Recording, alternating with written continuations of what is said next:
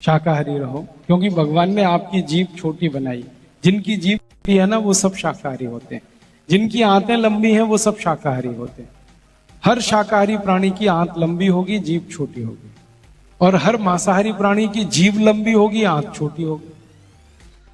तो शेर, चीता, बिल्ली, इनकी आंतें तो जो है ना वो बहुत छोटी है और जीभ लंबी है।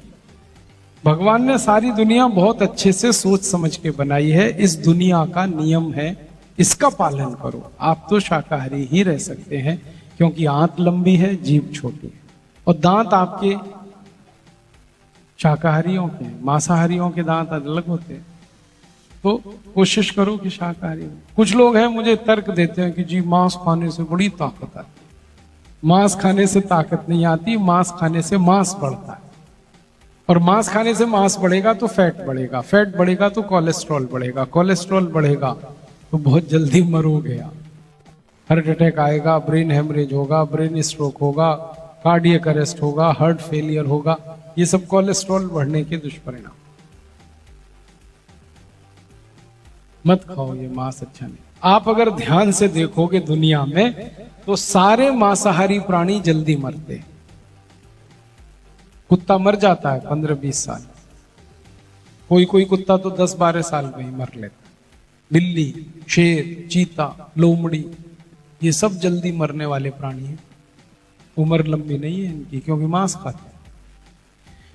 और जो शाकाहारी प्राणी है, जैसे हाथी 100 साल जिंदा रहता है, कभी कभी 100 से भी ज्यादा। घोड़ा, ये हाथी घोड़ा जैसे हम भी शाकाहारी हैं, 100 साल तक आराम से जी सकते हैं। तो शाकाहारी की उम्र ज्यादा होती है, और शाकाहारियों में ताकत भी ज्यादा होती है। ये बड़ी गलतफहमी है हमको कि मांस खाने से ताकत आती है। अभी देखो, भारत का एक पहलवान है, उसका नाम है सुशील कुमार।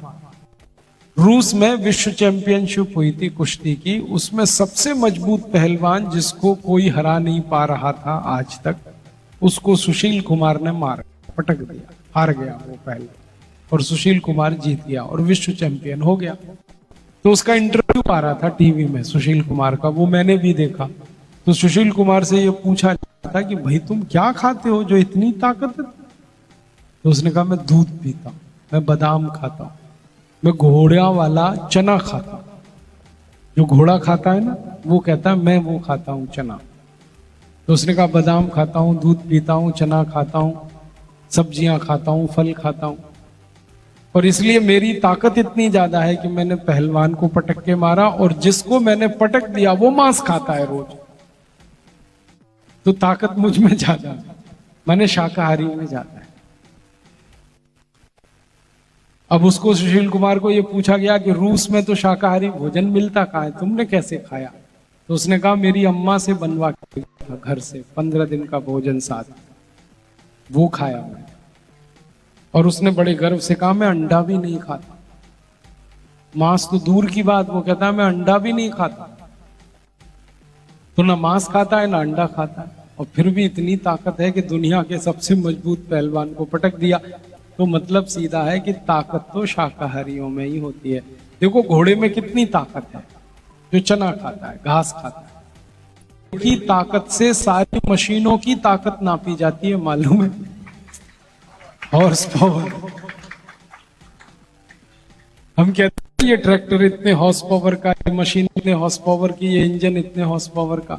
मशीन की ताकत घोड़े से नपती है, माने घोड़े की ताकत आइडियल है, आदर्श है, और वो घोड़ा घास और चना ही खाता और कुछ नहीं खाता। तो आप भी ध्यान रखो इसको, मांस मत खाओ। कुछ लोग कहते हैं हम तो माछी खाते हैं, माछी कोई मांस है? अरे माछी भी मांस ही है। हाँ, मछली खाते हैं। क्यों खा रहे हो भैया? आपके लिए नहीं बनाई भगवान ने ये मछली। ये मछली भगवान ने बनाई है नदी के पानी को साफ करने, आपका पेट भरने के लिए नहीं। और ये सारी मछली खा जाओगे एक दिन आप, तो नदी का पानी तो इतना विषैला हो जाएगा कि मर जाएंगे हमसे।